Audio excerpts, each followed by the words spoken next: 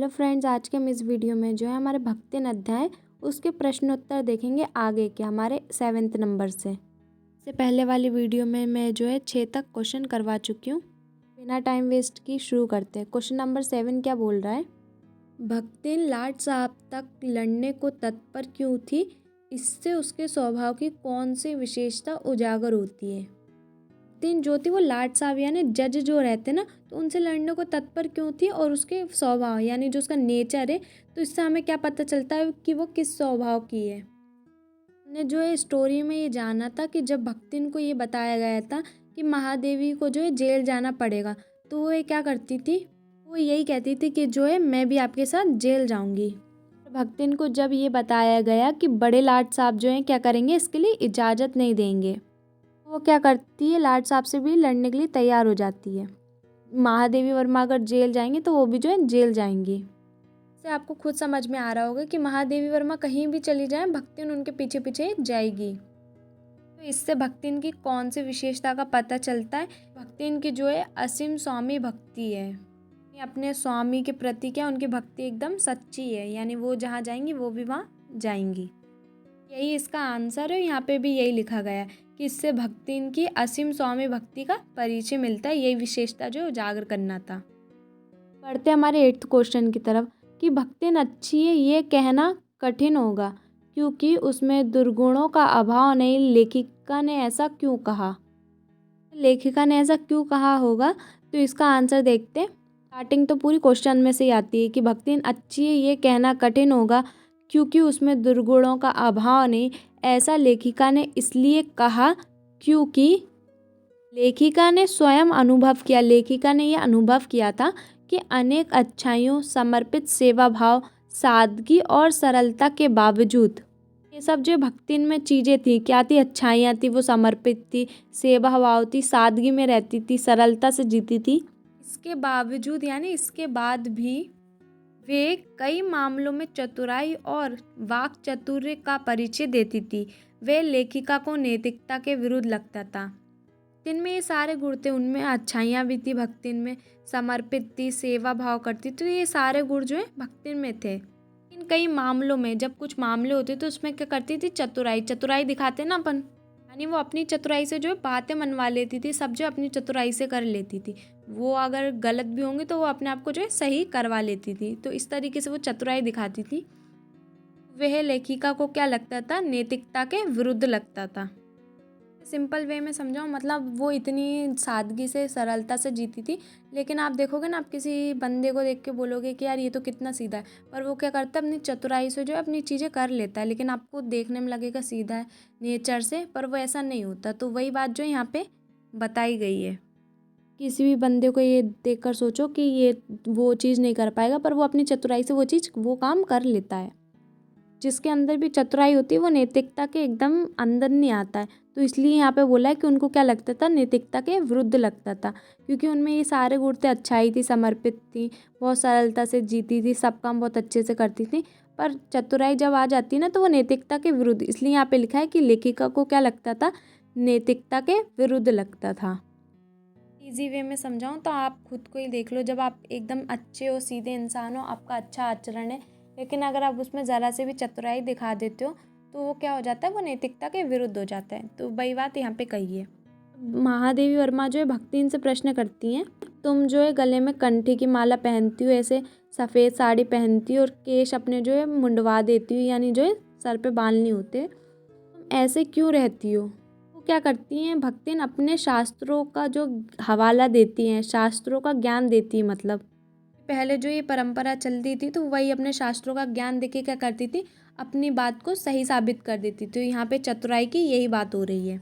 एक किस्सा और है उसमें, जब वो महादेवी वर्मा पढ़ाई लिखाई करती तो भक्तिन से महादेवी वर्मा बोलती कि तुम भी पढ़ाई लिखाई क्यों नहीं करती हो? ये बोलती है कि हमारी मालकिन रात दिन किताबों में गड़ी रहती है, अब मैं भी पढ़ने लगूँ तो घर गृहस्थी कौन देखेगा? इस तरीके से वो क्या करती थी? अपनी चतुराई से जो है बातों को वो कर देती थी, तर्क दे देती थी बातों का।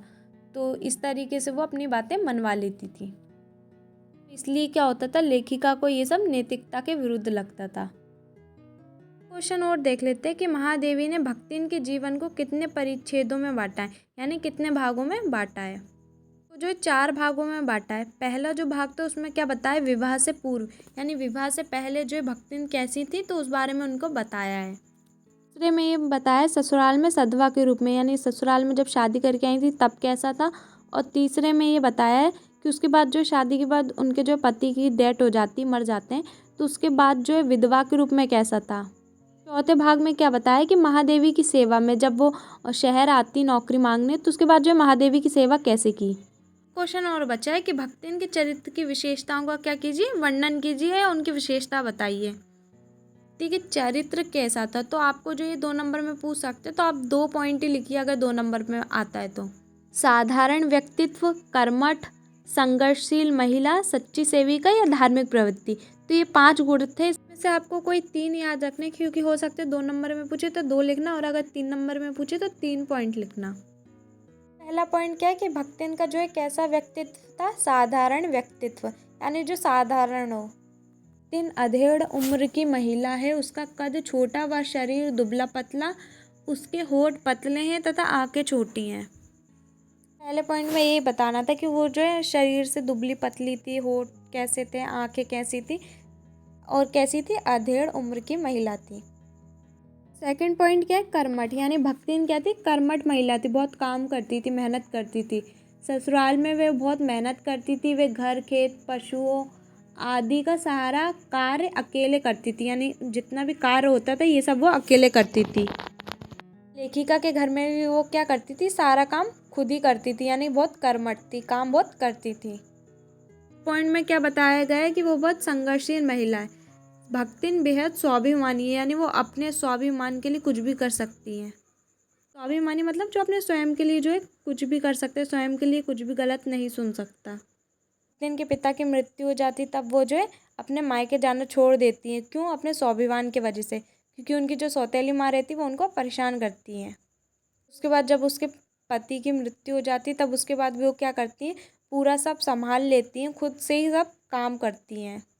तरीके से पता चलता है कि वो कितनी संघर्षशील महिला है। फोर्थ पॉइंट क्या बोल रहे हैं, सच्ची सेविका। भक्तिन में सच्चे सेवक के क्या थे, सभी गुण थे। टीका ने उन्हें क्या बताया कि वो हनुमान जी की स्पर्धा करने वाली बताया, यानी वो हनुमान जी जिस तरीके से राम जी की सेवा करते थे वो भी जो है दिन रात जो है उनकी सेवा करती थी, महादेवी वर्मा की। यह जो है छाया की तरह क्या रहती थी, लेखिका के साथ रहती थी और उनका गुणगान करती थी, यानी लेखिका की तारीफ करती रहती थी। यह जो है भक्तिन जो है महादेवी वर्मा के साथ जेल जाने के लिए भी तैयार हो गई थी। पता चलता है कि भक्तिन जो है महादेवी वर्मा की कितनी सच्ची सेवा करती थी। फिफ्थ पॉइंट क्या बोल रहे हैं, धार्मिक प्रवृत्ति। भक्तिन जो है धार्मिक प्रवृत्ति की महिला थी, उसे शास्त्र का ज्ञान था, अतः वो अपने बातों का प्रमाण शास्त्र की घटनाओं से देती थी।